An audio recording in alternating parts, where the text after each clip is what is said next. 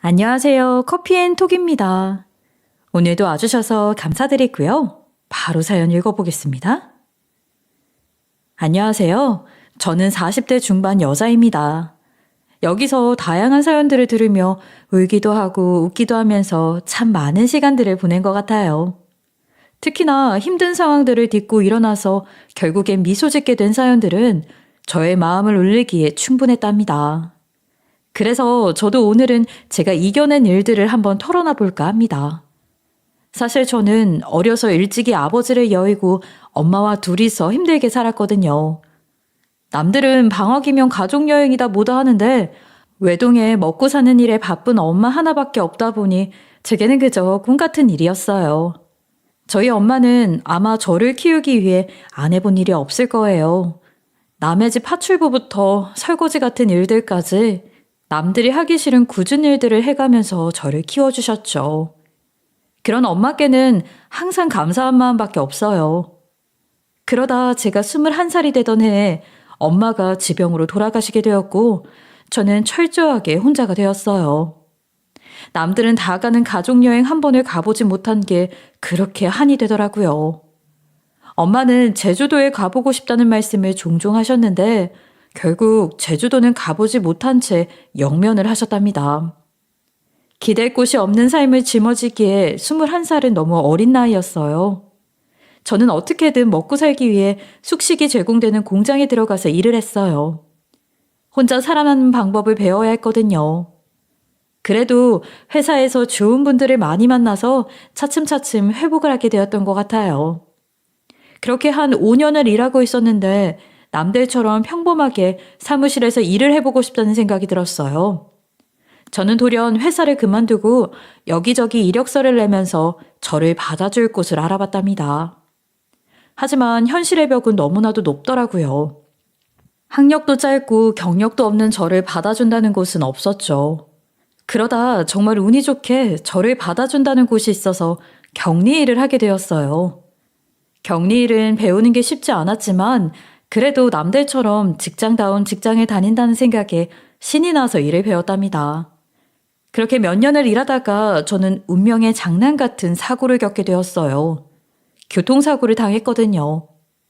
그 이후 제 삶은 완전히 망가졌답니다. 몇 년간 재활을 하는데 시간과 돈을 써야 했고 오색찬란했던 제 삶은 순식간에 흑백으로 변해버렸어요. 너무나도 힘든 시간들이었어요. 더불어 교통사고를 당하면서 예정되어 있던 결혼도 숲으로 돌아가는 바람에 그 상처는 배가 되었답니다. 어느 정도 몸을 회복하고 나서 다시금 일을 하기 위해 이곳저곳 알아보고 있었지만 뭐 하나 쉬운 것은 없었어요. 현실의 벽이 더 높고 깊어졌더라고요. 저를 받아준다는 곳은 마트나 백화점의 판매사원 혹은 캐셔 같은 일들 뿐이었죠. 어떻게든 먹고 살아야 하니 그 이후 저는 백화점에서 판매사원으로 일을 하면서 지냈어요. 앉아서 하는 일을 하고 싶었는데 경력도 학력도 부족하다 보니 사무직 일을 구하는 건 쉽지가 않았거든요. 오래 서 있는 일을 하면 안 된다는 의사 선생님의 말씀에도 불구하고 먹고 살기 위해 백화점 일을 계속할 수밖에 없었어요. 다행인 건 하루 종일 하는 일은 아니었고 오후에 4-5시간만 근무하면 되는 거였거든요.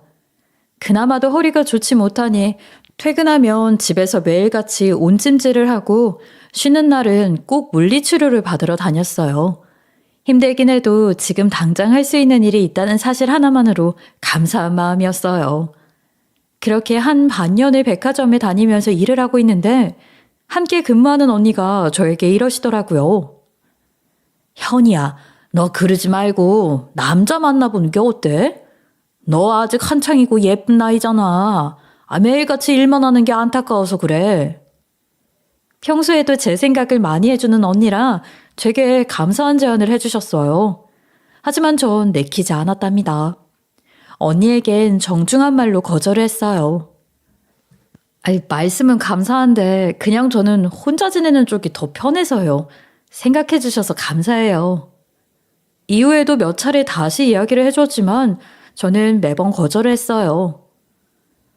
그렇게 혼자서 지낼 생각만 하지 말고 한번 나가나 봐. 정말 괜찮은 사람이라 그래. 밥이나 한 끼 같이 해보고 별로면 그때 다시 안 보면 되지 않겠어? 저렇게까지 신경을 써주시는데 번번이 거절하는 것도 좀 아닌 것 같다는 생각이 들더라고요. 처음엔 내가 이런 소개팅을 나갈 만한 자격이 있는 사람일까 하는 생각이 들기도 했어요. 이미 자신감이 많이 떨어져 있는 상태였거든요. 괜히 나갔다가 저 때문에 언니가 피해를 보는 건 아닐까 하는 노파심에 마음이 편치 못했죠. 한 번의 아픔을 겪은 이유였던지라 그런 생각이 더 많이 들었네요. 그렇게 우려 반 걱정 반의 마음으로 나간 자리에서 저는 한 남자를 만나게 되었어요. 첫 만남부터 강한 끌림이 있는 건 아니었지만 사람이 수더분한 게 성격이 좋아 보이는 인상을 가지고 있었죠. 전 사실 한 번 만나본 걸로 만족을 하고 그 뒤로는 더 만나고 싶지가 않았던 것 같아요. 하지만 상대 남자는 제가 꽤나 마음에 들었나 봐요. 이후로도 연락을 이어오더라고요. 적당히 거절을 몇 번 했는데도 남자는 저에게 더 적극적으로 다가와 줬어요. 결국 저희는 두어 번 정도 밥을 먹고 커피도 마시면서 남들처럼 만나게 되었는데 어느 순간부터는 그 남자가 괜찮아 보이는 겁니다. 저도 제가 이런 마음이 생길 줄은 몰랐는데 사람 마음이 참 이렇게나 신기하기도 하고 웃기기도 하더라고요. 이후엔 남자한테 괜히 의지되는 마음마저 생겨나더군요. 결국 저희는 그렇게 조금 어색하지만 연인이 되었어요. 교통사고 이후로 마음이 계속해서 좋지 못했는데 남자친구를 만나고 나서 조금씩 나아지고 있었어요. 아무래도 옆에서 살뜰하게 생각해주는 사람이 있으니 그런 것 같았죠. 제가 허리가 좋지 못해서 오래 서 있는 일은 하면 안 되는데 그걸 알고도 백화점 근무를 하는 저를 보면서 남자친구는 안타까워했어요.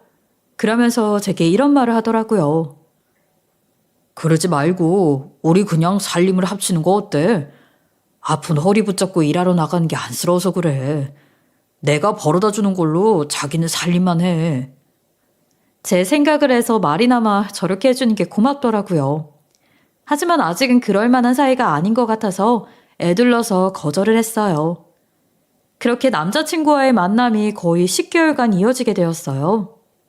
몇 달 정도 만나다가 헤어질 줄 알았던 제 예상과는 달리 꽤나 오랜 시간을 만나게 되었죠. 결국 남자친구가 먼저 결혼 이야기를 꺼내게 되었고 저는 얼떨결에 승낙을 해버리고 말았어요. 남자친구가 좋은 사람이어서 결혼 생각을 한 것이지만 사실 그 이면에는 더 이상 백화점에서 일을 하고 싶지 않다는 마음도 컸답니다. 허리는 끊어질 듯이 아프고 구두를 신고 일하다 보니 다리에 붓기는 빠져있는 날이 없었거든요. 남자친구와 일전에 약속했던 것처럼 저희는 결혼 후 일을 그만두는 조건 하에 결혼 진행을 하게 되었어요. 결혼 이야기가 나온 후에는 결혼까지 속전속결로 진행이 되었어요. 결혼을 준비하는 과정에서 일을 그만두게 되었고 이후 살림을 합치고 나서는 주부로서의 삶이 펼쳐지게 되었답니다. 이렇게 지내는 것이 조금은 불편하기도 했지만 그래도 남들처럼 집안 살림을 하면서 사는 것도 나름대로 괜찮더라고요. 다른 것보다도 가정이라는 울타리가 있으니 그 안정감과 든든함이 참 남달랐던 것 같아요. 하지만 저희의 사정을 어머님은 이해하지 못하셨어요. 제가 일을 하지 않고 집에 있으니 어느 날은 저에게 물어보시더라고요. 아가, 그런데 너는 잘 다니던 직장은 왜 갑자기 그만둔 거니? 그게 저희가 결혼하기 전부터 오빠가 빨리 일을 그만두기를 원했었거든요. 뭘 잘못한 게 없다 보니 그냥 솔직하게 말씀해 드렸어요. 하지만 어머님은 남편이 그렇게 말을 한다고 그걸 고지 곧대로 받아들이는 사람이 어디 있느냐면서 저를 나무라시더라고요. 요즘 같은 시대에 남편 혼자 외벌이 하는 집이 얼마나 되냐는 말을 하시는데 부부의 일에 이렇게 간섭을 해도 되는 건가 싶었죠. 그냥저냥 한 귀로 듣고 한 귀로 흘려버렸는데 머지않아서 저는 다시 취업 전선에 뛰어들 수밖에 없었어요. 남편이 수입이 일정하지 못한 일을 하고 있었는데 아이가 태어나면서부터 생활하는 게 완전히 달라져 버리더라고요. 남편이 벌어오는 수익으로는 우리 세 식구가 먹고 사는 것이 점점 부족한 걸 느끼게 되었거든요. 몸도 아이가 어린이집에 갈 수 있는 나이가 되자마자 다시 취업하게 되었어요. 미스 시절에 취업 준비를 하면서도 취업 시장은 참 어렵고 힘들다는 생각을 많이 했는데 그때보다 시간이 지났어도 변한 게 전혀 없더라고요. 오히려 이전보다 취업 시장은 더 팍팍해졌더군요. 더군다나 아이를 낳고 원래부터 안 좋던 허리가 더 말썽이라 잠깐씩 하는 아르바이트도 버거워지더라고요. 몸쓰는 일을 하지 못하니 구할 수 있는 일의 폭은 더 좁아졌어요. 거기에 아이까지 있는 입장에서는 일자리를 구하는 것이 더 어려웠어요. 조건이 조금 괜찮은가 싶으면 경력 단절이라 안 된다고 하고 면접을 보기도 전에 아이가 있다는 말만 듣고 전화를 뚝 끊어버리는 일도 있었죠.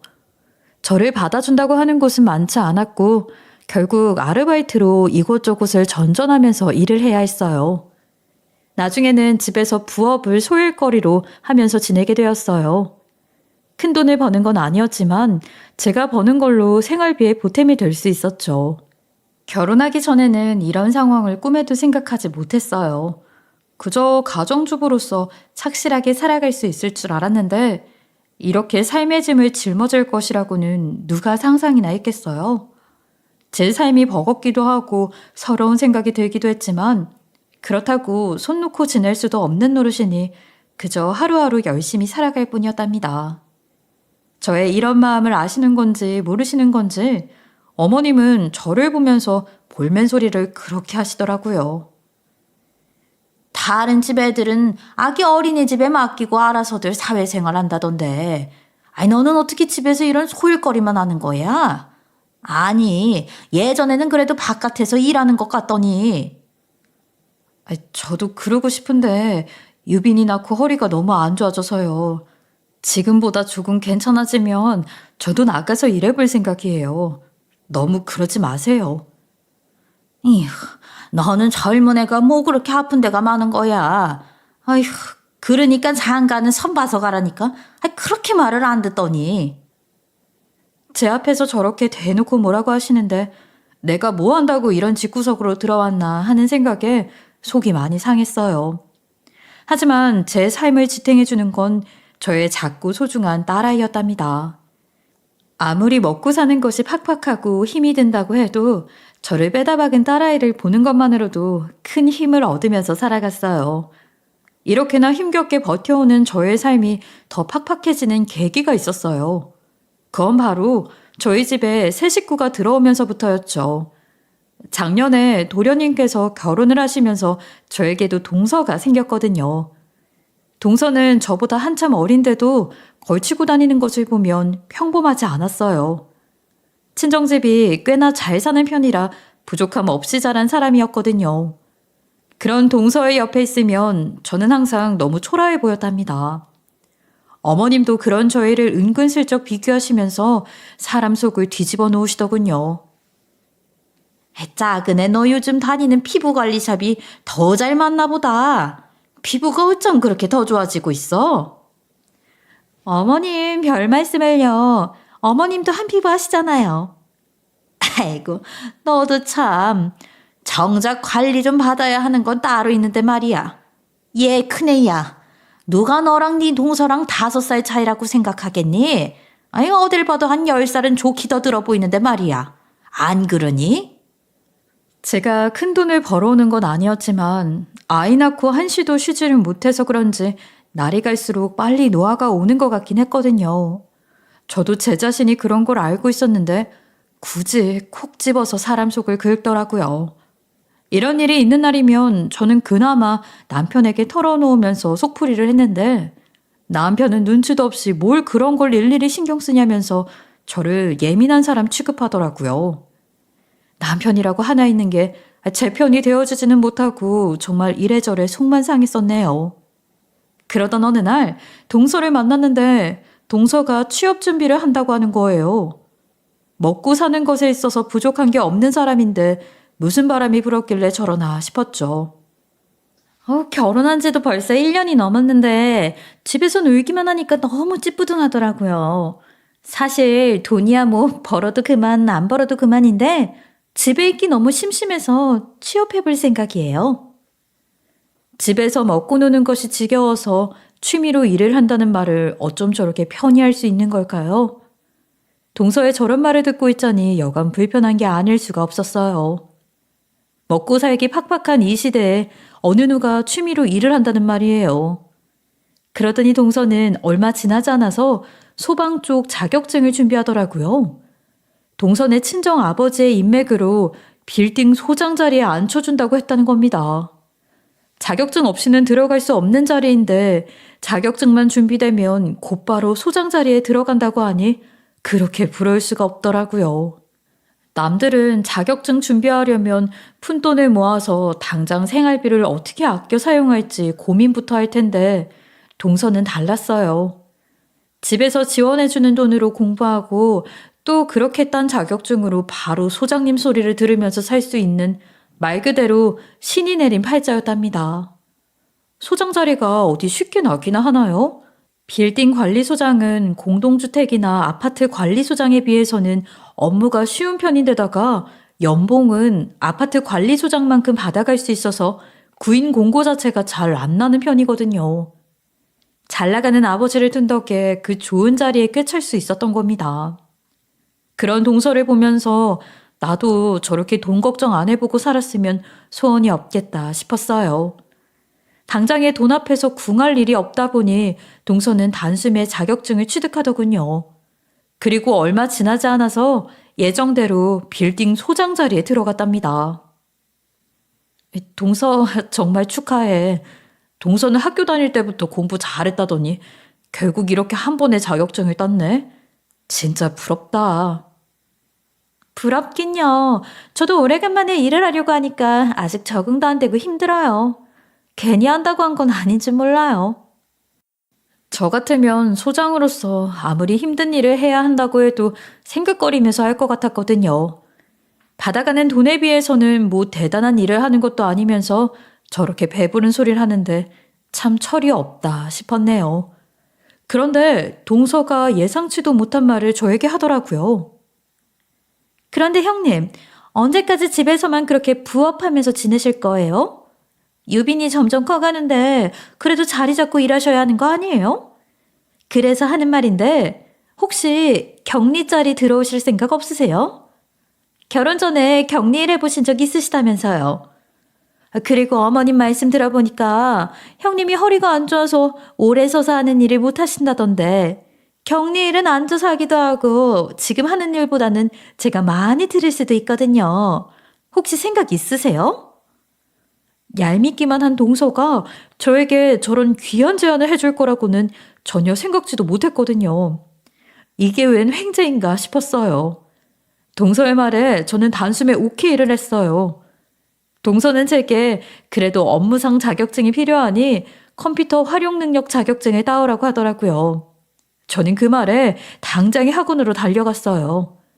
컴퓨터 만지는 게 너무 오랜만이라 겁이 났지만 그렇다고 제 발로 굴러들어온 기회를 발로 찰 수는 없잖아요. 그렇게 2달여간 공부를 해서 자격증을 취득하고 저는 정말 오래간만에 격리일을 시작하게 되었어요. 남들처럼 앉아서 하는 일을 하면서 돈을 번다고 생각하니 그렇게 벅찰 수가 없더라고요. 하루하루가 기분 좋은 나날들이었어요. 그런데 동서는 저를 격리로 앉힌 이유가 따로 있었더라고요. 저에게 세상 더럽고 치사한 짓거리들을 다 시키는 거예요. 제가 들어오면서부터는 점심시간에 먹는 밥은 모조리 제가 책임을 져야 하는 겁니다. 다른 직원들 식사까지 제가 사무실로 가져오고 또 다 먹으면 그 뒷정리까지 제가 다 해야 했죠. 그냥 밥 챙기고 뒷정리하는 건 어려운 일은 아니었어요. 동서는 말끝마다 막내야 막내야 하거나 아니면 미쓰리 하면서 저를 부리듯 말했답니다. 저희가 가족관계인 걸 모르는 직원들은 그저 저를 막내라고 부르면서 자기들끼리 키득거리곤 했어요. 직원들 중에서 나이로는 제가 가장 많았는데 저런 식으로 저를 조롱하는 동서와 직원들 때문에 스트레스가 이만저만하지 않았어요. 그뿐만 아니라 사무실에서 일어나는 온갖 잡다하고 지저분한 일들은 전부 저에게 떠넘겼어요. 소장인 동서가 저런 식이니 다른 직원들 또한 저를 대하는 태도가 비슷했죠. 직원들은 동서의 눈밖에 나지 않기 위해서 애쓸 뿐이었어요. 하루는 동서가 저를 빼놓고 직원들과 회식을 했더라고요. 그것도 나중에 한 직원의 SNS를 보고 알게 되었네요. 저는 정말 격리 일을 당장이라도 그만두고 싶었는데 그럴 수도 없는 노릇이었어요.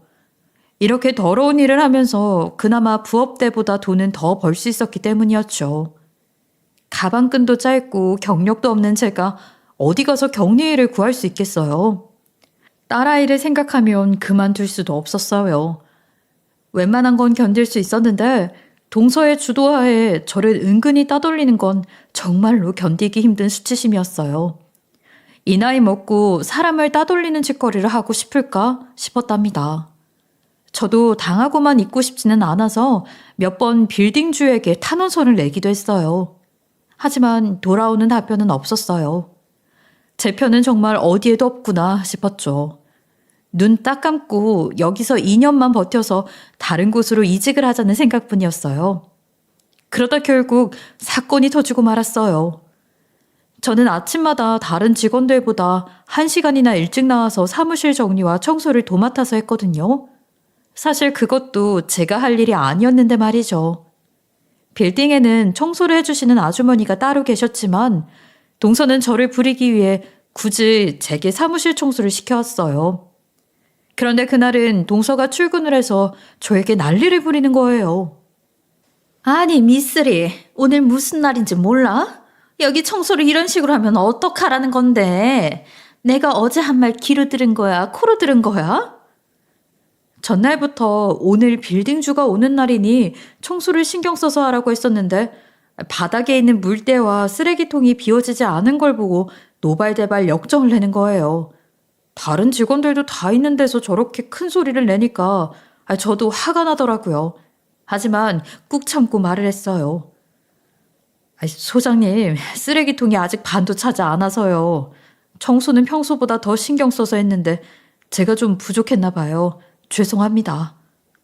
그런데 동서는 갑자기 저에게 깜짝 놀랄 행동을 하는 거예요.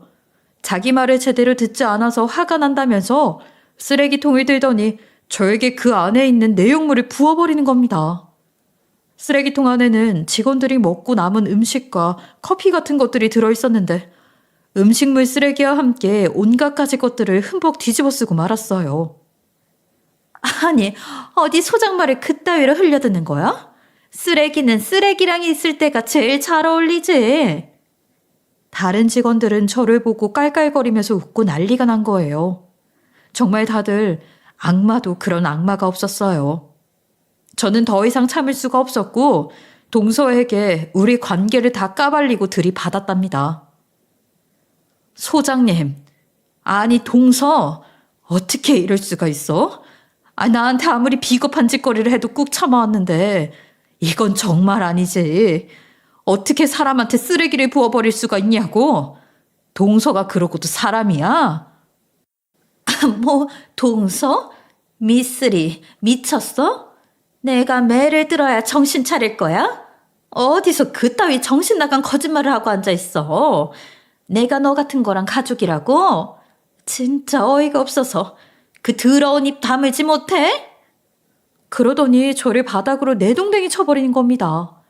저는 너무 당황스러운 마음에 바닥에 널브러진 채로 눈물이 고이더라고요. 그런데 그 순간이었어요. 빌딩주가 사무실 안으로 들어와서는 이 모든 상황을 보게 된 겁니다. 온갖 쓰레기가 묻힌 채 바닥에 쓰러져 있는 상태로 저와 눈이 마주쳐 버렸어요. 그런데 빌딩주분께서 저를 보고 기함을 하시면서 다리에 힘이 풀려 주저앉아 버리시는 겁니다. 저도 그런 빌딩주를 보고 너무 놀라서 그대로 굳어버렸고요. 빌딩주와 저는 구면인 관계였거든요. 저희 사이에는 아주 대단한 과거가 있었어요. 제가 앞서 말씀드렸듯이 결혼을 약속한 사람과의 결혼이 엎어지는 일이 있었다고 했었잖아요. 그 사람과 미래를 함께하지 못한 이유가 조금은 슬프고 마음 아픈 이야기거든요. 사실 이전에 만나던 그 사람과 저는 지금처럼 오피스텔 소장과 격리의 관계로 만났어요. 저보다 3살 많은 남자였는데 학력도 부족하고 경력도 없는 저를 직원으로서 준 정말 감사한 사람이었죠. 그 마음에 보답하기 위해서 누구보다 열심히 일을 했어요. 평범한 소장과 격리의 관계로서 지냈는데 저희가 친하게 된 계기가 있었어요. 우연찮게 회식 자리에서 속내를 털어놓으며 친해지게 되었고 그 이후 관계가 급발전을 하기 시작했거든요. 이야기를 나누면서 저와는 다르게 여유 있고 부족함 없이 자란 사람이라는 것을 알게 되었어요. 이런 저와 결혼까지는 당연히 생각하지 않을 거라고 여기면서 만났는데 저에게 먼저 결혼 이야기를 꺼내더라고요. 우리 벌써 3년이나 만났는데 슬슬 결혼 준비해야 하지 않겠어? 남자친구의 결혼 이야기는 저에게 꽤나 충격이었어요. 결혼은 저보다 집안도 좋고 잘 나가는 여자랑 할 생각인 줄 알았거든요. 저는 그런 남자친구에게 말했어요. 결혼이 우리 둘이서 하는 것도 아니고 오빠네 가족들이 나를 좋아해 주실까? 알겠지만 우리 집이 그렇게 형편이 좋은 것도 아니고 부모님이 계신 것도 아니니까 말이야. 오빠는 나보다 훨씬 괜찮은 조건으로 결혼할 수 있잖아. 사실 결혼을 하는 건 자신이 없었거든요. 20대 초반부터 기댈 곳이 없이 지냈던 저는 남자친구와 달리 내세울 게 없는 집안이었던지라 더 그런 생각을 했던 것 같아요. 하지만 남자친구는 그런 저에게 아버지가 되려 빨리 저와 결혼을 했으면 한다고 말씀하셨다고 하더라고요. 다른 무엇보다 오롯이 저라는 사람 하나를 보고 결혼을 서둘렀으면 한다고 하셨는데 그 말이 그렇게나 감동일 수가 없었어요. 연애를 하는 동안 남자친구의 부모님을 뵐 일이 몇 번 있었지만 아버님은 특히나 말씀이 없으시고 무뚝뚝하셨거든요. 그래서 저를 마음에 들지 않아 하신다고 생각하고 있었어요. 그런데 저를 보고 며느리감으로 생각하고 계실 줄은 정말 몰랐어요. 그렇게 저희는 필요한 준비 사항들을 빠르게 진행하고 결혼식 날짜를 잡게 되었어요. 모든 게 수월하게 진행이 되었고 앞으로 예비 신랑과 함께할 꽃 같은 미래만 생각하고 있었어요. 그런데 행운의 여신은 제 편이 아니었나 봐요. 저희의 앞날에 먹구름이 끼고 말았답니다. 그때는 예비 신랑과 근교로 여행을 갔다가 집에 돌아가고 있었는데 늦은 점심을 먹고 이동 중이었어요. 전날 예비 신랑이 운전을 오래 해서 힘들어 하더라고요. 자기 어제도 운전 많이 해서 힘들지 않아? 집 가는 길은 쉬우니까 내가 운전대 잡을게. 그럼 부탁 좀 해도 될까? 그렇게 제가 운전을 해서 집으로 가고 있었는데 맞은편에서 달려오던 차가 비틀비틀하더니 갑자기 저희 차로 돌진을 하더라고요. 정말 순식간이었어요. 돌진하는 차와 추돌을 하게 되었고 순간적으로 제가 핸들을 확 틀었지만 대형 사고를 막을 수는 없었답니다. 이게 꿈인지 현실인지 분간이 가지 않았어요. 어떻게 이런 사고가 우리 앞에 일어날 수 있는 건지 믿어지지가 않았어요. 앞에서 제가 교통사고를 당한 이후 몸 쓰는 일을 하지는 못한다고 했던 것이 바로 이 사고 때문이었죠. 후에 알고 보니 우리를 향해 돌진했던 그 차는 낮술을 거나하게 하고 음주운전을 했던 거였어요. 제가 막으려 한다고 막을 수 있는 사고가 아니었고 그저 우리에게 필연적으로 다가온 사고였던 거였죠. 그 사고로 저는 사랑하는 사람을 떠나보낼 수밖에 없었어요. 구급대원이 도착했을 때 이미 먼 길을 떠난 뒤였거든요. 병원에서는 제가 살아있는 게 기적이라는 말을 했어요. 후에 눈을 뜨니 중환자실이었고 제가 보름을 넘게 의식을 잃은 채 누워서 지냈다고 하더라고요. 사고 난 방향을 보니 남자친구분을 지키려고 본인 쪽으로 핸들을 꺾으셨더라고요. 지금 살아계신 게 정말 기적인 수준이세요. 가딱했다가는 하반신 불구가 될 뻔했는데 아슬아슬하게 신경이 지나다니는 쪽을 비껴갔어요. 재활까지는 시간이 걸릴 수 있지만 그래도 일상적으로 살아가는 데는 지장 없으실 겁니다. 그 당시 예비 시아버님은 깨어난 저에게 살아줘서 너무 고맙고 감사하다며 눈물을 흘리셨어요. 이렇게 저까지 이럴까봐 너무 두렵고 겁이 났다고 하시더라고요. 그리고 그 순간까지 자기 아들을 지켜주기 위해서 노력해줬으니 그거면 된다고 하셨어요. 하지만 아들을 떠나보내는 그 마음이 어떻겠어요? 아마 마음이 갈기갈기 찢어지는 기분이셨을 거예요. 제가 그런 기분이었거든요. 예비 신랑을 허망하게 떠나보낸 이후로 제 삶은 긴 시간 어둠으로 가득 차 있었어요. 살기 위해 재활을 하고 있지만 이미 제 옆에는 사랑하는 사람이 떠난 뒤였고 이제 다시 그를 만날 수 없다는 사실이 저를 순간순간 덮쳐오더라고요. 이런 제가 걱정이 되었는지 예비 시아버님은 제게 연락을 자주 하시는 편이었어요. 그분이 저를 다시 일어나게 해주신 은인이 되셨죠. 저 또한 예비 시아버님이셨던 분께 종종 인사를 드리러 가곤 했어요. 어떻게 지내고 계신지 궁금하기도 하고 제가 조금씩 나아지고 있다는 걸 보여드리기 위해서였거든요. 그러다 결혼을 하게 됐고 아이를 낳으면서 자연스레 연이 끊겼답니다. 그런데 그분을 지금 이 자리에서 다시 만나게 된 거예요. 제가 일하고 있던 빌딩의 빌딩주가 그때 그 예비 시아버님이셨거든요. 아니, 은혜야, 네가 어떻게 해? 쓰레기 범벅이 된 저를 일으켜 세우시고는 눈물을 흘리면서 말씀하셨어요. 제 이름을 다정하게 부르는 그 모습을 보고 동서와 직원들도 모두 어안이 벙벙해서 저희를 쳐다만 보고 있었죠. 그러더니 동서가 수건으로 저를 닦아주면서 얼굴색을 바꾸고 말을 하더라고요. 아저씨, 그게 저희 직원이 실수로 쓰레기통을 뒤집어 쓰는 바람에 이렇게 됐어요. 은혜씨, 그러니까 조심 좀 하지 그랬어요. 저는 빌딩주 앞에서 착한 척을 하면서 말하는 동서가 너무 어이가 없었어요. 저는 그런 동서에게 모두가 들으라고 한 소리 했어요. 뭐? 은혜씨? 동서가 언제부터 나를 그렇게 불렀어?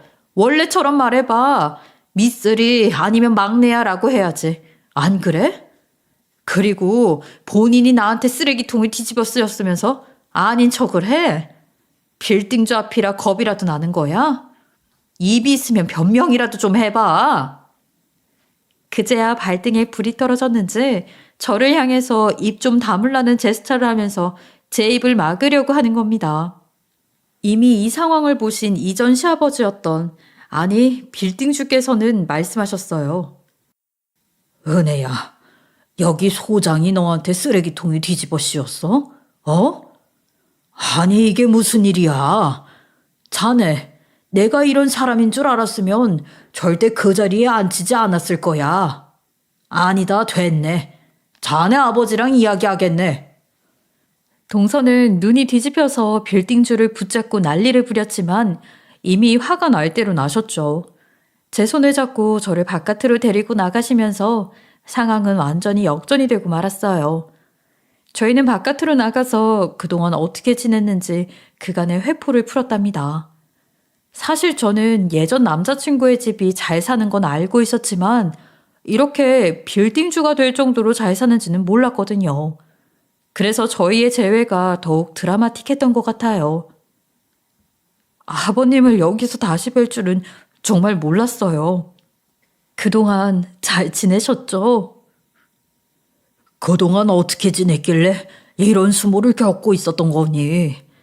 일자리가 필요하면 나한테 말을 했어야지. 왜 그런 꼴을 당하면서 지냈던 거야? 그래, 몸은 좀 어떠니? 이미 저와는 아무런 사이가 아니시기도 하고 자식 잃은 아픔을 간직하신 분께 어떻게 저 먹고 살게 해달라는 부탁을 드릴 수가 있겠어요. 사람이 염치가 있어야죠. 제 힘으로 먹고 살 수 있어서 그랬어요. 병원에서 예전에 말했던 것처럼 일상생활 사는 데는 아무 지장 없어요. 그런데 몸 쓰는 일은 못하겠더라고요. 저에게 미안한 마음에 그동안 연락을 해보고 싶어도 하지 못했다는 말씀을 하시는데 저희는 서로를 보고 눈물을 흘렸네요. 그동안 동서에게 어떤 일을 당했는지 동서가 어떤 가면을 쓰고 있는 인간인지 다 까발려 버렸어요. 아니, 손아래 동서라면서 그런 짓을 해? 걔가 그런 애인 줄 알았으면 절대 그 자리에 앉히지 않았을 거다. 혹시 그때 그 탄원서도 네가 쓴 거였니? 그제야 제 탄원서 내용을 기억하시더라고요. 그 이후 동서를 곧바로 소장직에서 박탈시켜 버리셨어요. 화가 단단히 나셨거든요. 그리고 동서를 만나서 말씀하셨어요. 내가 동식이 딸내미라고 해서 그 자리에 앉힌 건데 어떻게 사무실에서 이런 일을 할 수가 있는 거야. 낙하산이면 조용히 본인 할 일 하면서 지내야지. 어디 할 짓이 없어서 직원을 왕따시키고 온갖 더러운 일들을 다 시켜먹고 있어. 나 참 정말 어이가 없어서. 아저씨, 정말 죄송해요. 제가 너무 생각이 없어서 그랬어요. 이렇게 빌 테니 한 번만 그냥 넘어가 주시면 안 될까요? 넘어갈 일이 있고 아닌 일이 있지.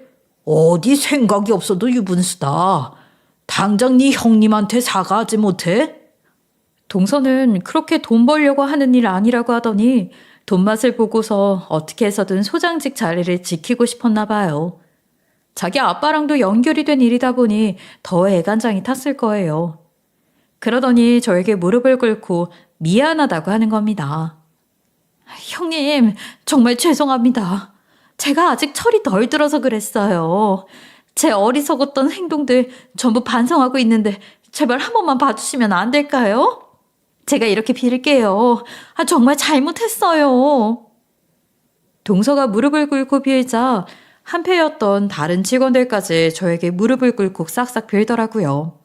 소장까지 잘라버린 마당에 일개 직원인 본인들의 밥줄 하나 끊는 게 뭐 어려운 일이 아니라는 걸 알게 되었겠죠. 그 꼴이 얼마나 우습고 유치한지 모르겠더라고요. 그런 알량한 사과 한 번으로 용서해주고 싶지도 않았고 화가 풀리지도 않았어요. 이미 배는 떠나간 뒤였고 동서는 소장직을 다시 찾을 수 없게 되었답니다. 그날 이후 저는 시아버님이 될 뻔했던 그를 아저씨라고 부르며 가깝게 지냈어요. 아저씨, 우리 딸 너무 예쁘죠? 제가 얘 때문에 살아요. 그래, 너를 꼭 빼다 박아서 너무 예쁘구나. 참, 그러지 말고 네가 자격증 따서 소장 자리에 앉는 게 어떠니? 그 아까운 자리는 꼭 너한테 주고 싶어서 말이야. 공부하는 데 드는 비용은 내가 전부 대주마. 저에게 소장직 자리를 제안해 주신 거예요. 저는 너무 감개무량하고 그저 감사해서 어쩔 줄을 모르겠더라고요. 하지만 그런 호의를 받아도 될까 싶은 마음도 들었죠. 제가 그 자리에 앉아도 될까요? 너무 감사한데 그래도 되나 싶어서요. 하지만 아저씨는 제가 했으면 좋겠다고 강력하게 밀어주셨어요. 결국 저는 자격증을 취득해서 소장직에 앉게 되었답니다. 제 인생에서 소장을 맡게 될 줄은 정말 몰랐는데 이런 날도 오더라고요. 후에 아저씨와 저 사이에 무슨 일이 있었는지 알게 된 남편은 되려 저에게 절절매며 잘하더라고요. 나중에 알게 되었는데 아저씨는 투자에 성공하시면서 큰 돈을 버셨다고 해요. 그래서 주변 사람들 모두가 아저씨한테 잘 보이고 싶어서 안달이 나 있는데 동서가 일을 그르치게 되면서 동선의 친정아버님은 완전히 난감하게 되신 거죠. 어떻게 해서든 관계를 회복하고 싶어서 방향을 틀어 저에게 잘 보이려 애를 쓰는데 자기 아빠가 저렇게까지 하니 동서 또한 저한테 얼마나 알랑방귀를 떨어대는지 모르겠답니다. 하지만 때가 늦어도 너무 늦은 후였죠. 저는 그런 동서를 아주 철저하게 무시했어요. 다시는 동서와 엮이고 싶지 않았거든요. 본인의 복을 손에 쥐고 태어나면 뭐 하겠어요? 인성이 글러먹어서 그렇게 자기 발로 복을 걷어차고 있는데 말이죠. 지금 저는 소장직으로 일을 하면서 남편보다 몇 배는 잘 벌고 있답니다. 집에서 완전히 실세가 되었죠. 동서한테 매번 당하면서 구질구질하게 살 줄 알았는데 제가 소장직에 앉는 것만큼 통쾌한 복수가 없는 것 같아요. 요즘은 아주 살맛이 나네요. 사고를 당했을 때는 내 인생이 이렇게 끝나는구나 싶었던 순간이 정말 많았어요. 하지만 이렇게 또 살다 보니 사라지기도 하고 그러네요. 이래서 인생사 세용지마이고 끝날 때까지 끝나지 않은 거라고 하는가 봅니다. 듣고 계시는 분들 또한 현실이 힘들더라도 모든 게 잘 될 거라는 자기 체면을 걸어가면서 앞으로 나아가셨으면 좋겠습니다. 저의 긴 이야기 들어주셔서 정말 감사합니다. 지금까지 커피앤톡이었습니다. 오늘도 끝까지 함께 해주셔서 감사하고요. 다음 영상으로 또 찾아뵙겠습니다.